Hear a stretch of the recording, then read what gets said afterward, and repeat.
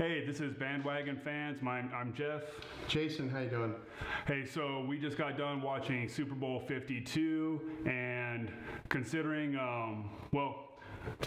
initial thoughts of the game. This was Eagles just beat the Patriots. The Galactic Empire has been destroyed. Yeah. So this is kind of personally ironic for me. Yeah. So the whole point of Bandwagon Fans and why I started it was 30 years of my soul being crushed by the Philadelphia Eagles. And this year I said I'm not going to root for them anymore, and they go and win the Super Bowl. So bravo, guys. I think I'm going to take a cue from you. Next year, the Jets I've given up. They still aren't going to win.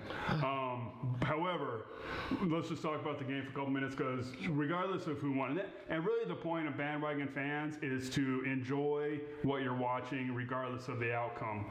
And even whether the Patriots ended up winning or it's even better that the Eagles did, this was one of the best Super Bowls of all time. Oh, very entertaining. Very entertaining. For the first time in years, more entertained by the Super Bowl than the commercials. We'll get to the commercials in a minute. They were horrible. Right. Solo, I'm scared for you. But we'll get to the commercials in a minute. Just a phenomenal game, and Nick Foles, University of Arizona Wildcat alumni, as I am, Super Bowl MVP, which is just mind-boggling that he's even in the league anymore. Yeah, considering where he started, right? Yeah, the last few years have been, journeyman, but here he is, man, the Wildcat Super Bowl MVP. So, and Tom Brady not looking too good, honestly. I mean, didn't look as sharp as he, 504 yards or something. Yeah, it just wasn't good. Just wasn't good for. Of course, I'm being sarcastic here. Tom Brady was phenomenal. Yeah, he always was. Tom Brady could have easily been named the MVP of the Super Bowl, even though he lost. Unbelievable with his moose receiver. Yeah. Other than that, so the game pretty much ended. Eagles had just taken the lead, and on a Zach Ertz touchdown from Nick Foles, Patriots get the ball back, and Tom Brady, first sack of the game, and he fumbles. Eagles recover. They're pretty much able to score one more field goal and pretty much kill any chance of a Patriot comeback. But other than that fumble, Tom Brady was almost perfect in this game. He does it with nobodies. I mean, his receivers are good, but man, I swear, that Belichick system, it's perfect. It's almost flawless. For the last 10 years, watching, nobody can understand how so many guys get wide open 20 yards down the field. It's like time slows down. Yeah. When they have the ball, it's unbelievable. I think what happens is defensive players in the NFL, they see the Patriots wide receivers running past them. They don't even realize that those guys are playing football. They think somebody came in from the stands and is streaking the field, and they're like, I'm not going to touch this guy. Oh crap, that's Chris Hogan just caught a 25-yard catch on me. I swear, who was the receiver with the mustache? Amendola. Yeah. I thought he was just a dad they got from the stands. Yeah, Danny Amendola. And Danny Amendola was pretty much a bust before he got to the Patriots. Chris Hogan, I think he starred in a couple Crocodile Dundee movies or something. Nobody knows where he came from. Not that latest one with Danny McBride, though. Well, that's all right. All right, so let's cut to it. Commercials. Okay. That one was actually a good one. That was a good one. It had me going for the first few seconds, hoping it was actual real movie with Danny McBride. It is. It's not. No, Crocodile Dundee? No, Crocodile Dundee is. That parody commercial with Danny McBride during the Super Bowl. It made it, you were kind of in the second room, but it appeared like it was an actual movie coming out, and then they're like, this isn't a real movie. It was an advertisement for Australia. Oh. And Paul Hogan was even in it. He's like, yeah, you're not a good Dundee. He was at the bar there. There is a Crocodile Dundee movie coming out with Danny McBride. Is there? Yes. Well, that commercial was for Australia. All right, one of us is going to look like an idiot, and I'm starting to worry it's going to be me. I'm going to say right now, didn't know. But I hope it's true. Because there was a teaser trailer that came out about 3 weeks ago. That's awesome then. No, that's totally awesome. Now, the commercial we saw with Chris Hemsworth and him was for traveling to Australia. But if that's based on the movie coming out, I had no idea. That's awesome. We'll look it up, but I'm pretty sure. I think there's an actual movie coming out. Right on then. The commercial in general was great. So if it's an actual movie coming out, I'm looking forward to it. I'm looking more forward to that movie than Solo. Solo was probably the biggest disappointment of the night. We've been waiting for this trailer for months. I have a feeling a lot of people will be going solo to that movie that really want to see it. Yeah, and it doesn't look good. I told you Calvin and Hobbes in space. How about the last scene where they're just on the and the cliff there, looking out in the sunset, buddying up? And I think Han was standing on a foot still because Chewbacca's a lot taller than that. Yeah, a lot taller, unless he had a growth spurt after the fact. Yeah, I think at this point with Star Wars, they're really enamored with the different effects that they could do that they couldn't do in the 80s, but. Man, I think Woody Harrelson is playing the same character he played in Apes last year. I don't know, but anyways, we'll see what the full trailer comes out tomorrow morning. We'll see what that looks like. But on the other hand, the new 50 seconds of Avengers they gave us was pretty awesome. Yeah, completely stoked for Avengers. They didn't show anything for Black Panther, which was kind of surprising. No, I guess they figure enough Black Panthers out, and it's right around the corner. That movie comes out in a couple weeks, right? A week, right? February 16th, Black Panther releases. Yeah.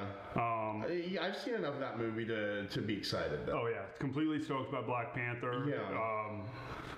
I've already pegged Avengers Infinity War as the third best Marvel movie. It might even be number one, but oh boy, yeah. Just based off the first trailer, it's at least number 3. I won't be able to sleep tonight before that one comes out. Yeah. Now, surprised we didn't get any Deadpool. Surprised we didn't get any Incredibles 2. Yeah. 2 big franchises with a lot of hype going into it. Of course, Incredibles has that moniker of being the best Fantastic Four movie ever made. And I agree, unfortunately. That doesn't make me happy. Look, all right. We're supposed to be talking about the Super Bowl, but for the record, the 2 Fantastic Four movies were not that bad. With Jessica Alba and Michael Chiklis and Chris Evans and whoever played Mr. Fantastic. Those movies were just fine. Silver Surfer looked great in them. They butchered Galactus. They butchered Doctor Doom, but enough of that. What about the botched extra point in the first half? Oh, we were thinking, two of them. Now we were thinking, well, that's the Eagles' curse right there. That's the Patriots' way they're going to get out of it. And the whole game, it was kind of depending on that point. Yeah, it came down to that point. Even if the Patriots would have scored a last touchdown, it would have come down to a point. There were some crazy things. The 2 missed extra points, 1 from each team. Yeah. Both quarterbacks went out in receiving. Tom Brady his pass went right off his fingertips. Nick Foles actually caught a touchdown, and who would have ever let's thought? Talk about that, right? Well, who would have ever thought that three minutes to go in a Super Bowl, that there would be more throws to a quarterback than turnovers or punts? And who'd have thought that Foles would be on the receiving end of a touchdown pass and Brady couldn't even catch a So we know everybody saw this game, but that was one of the greatest plays in the first half of a Super Bowl ever. It really was. It was coming to the end of the first half. It was 4th and goal on like the 3-yard line, I think, and it was. Well, the way Foles psyched him out by talking to his players while the ball was hiked to the running back. So direct snap to the running back, which turned into a it's not a lateral, but a reverse, and then the receiver who got the reverse throws the pass to Nick Foles, who went out and he was open by 5 yards. Right. And the stones on Doug Peterson for calling that play at that time, just amazing. But without it, they don't win this game. And listening to the commentators, you would think the Eagles never had a chance in the world from the beginning. Oh, I do want to address that. I do want to address that. Chris Collinsworth is the absolute worst announcer in the history of football. There were two big calls in this game. The first one was, and I forgot who caught the touchdown, but clearly, I think it might have been Clement, but clearly when he caught the ball, he bobbled it a little bit. Right foot went down, left foot. At first, it looked like it landed on the back end zone, out of bounds. But the replay clearly showed the dirt kicking up. He dragged his left foot. Wouldn't let it and die. Chris Collinsworth and Al Michaels completely missed that left foot drag. They completely missed the dirt kicking up behind the receiver's foot, and just went on and on about how even after the play was over, after the extra point, everything they kept going on. Not the only time. No, we'll get to the second one. So not only was it not a botched call, it was a correct call. The replay worked out pretty good, and Chris Collinsworth, you suck. Second play. Talk us through the second one. Well, that was the last touchdown scored. It was Ertz. Zach Ertz's touchdown. You know, he something about he was a receiver, but then he became a runner with the ball. Some rule I'm not familiar with. All I saw, catch, 2 steps, dive, plane broken, touchdown. Before any bobbling, before anything happened. I don't know what the rule is. I don't know what they were talking about. But man, if they just won't let this stuff die. So I think the rule they were talking about, if a receiver is going to the ground in the process of the catch, he has to maintain control all the way to the ground. But it was so obvious. He caught the ball again with his right foot on the ground, took a step with his left foot, took another step with his right foot, and he became a runner. Took a third step with his left foot and then dove into the end zone. Broke the plane of the end zone, set the ball down, and in the end zone, the ball came loose. No, it was the third step that made him a runner. Yeah. So that third step was good. And they just that he did. Yeah. And they just completely ignored it and also again, even after the play was finished, everything just kept. I can't get over the dirt. I mean, I don't know, man. These guys, man, I don't know. People have been talking for years that Al Michaels needs to retire, but I think they both need to go. Yeah, they both. The announcing was terrible. I thought Chris Collinsworth was annoying enough playing Madden 25 as much as I did, but man, this guy.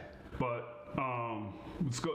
So final thoughts on the game. Commercials. Anything stand out? How was that halftime show? Well, the halftime show, I couldn't tell you.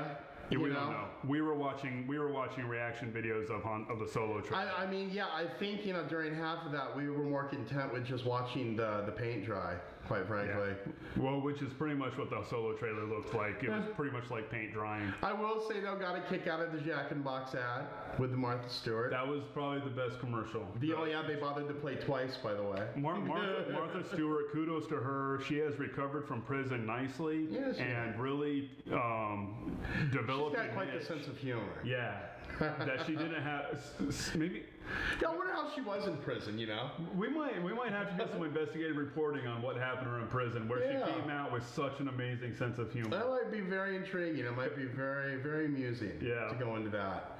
But she took the nose off of Jack, and he was like, "Hey, I can't." And then they broke. They could have played it up a little more. I wanted her to go full gangster. Yeah. That's the only thing. It could have been a little longer. I thought she was actually going to shank him. I thought she was going to give him a shiv, and she didn't. But that would have been. It was still the highlight of the commercials. Anyways, so again, Bandwagon Fans, we are dedicated to whatever it is you like, and just keep enjoying it. And it doesn't matter how late you get on the bandwagon, get on, because why lose if you don't have to? And Eagles, I'm happy for you, but y'all suck, because that was 3 decades of misery. And I'm still so ashamed of the Jets, I'm wearing a Titans hat. Let's do it next year, guys. Anyway, Bandwagon Fans, watch our videos, like and subscribe, and buy a t-shirt. And I'm Jeff. I'm Jason. Get on the bandwagon.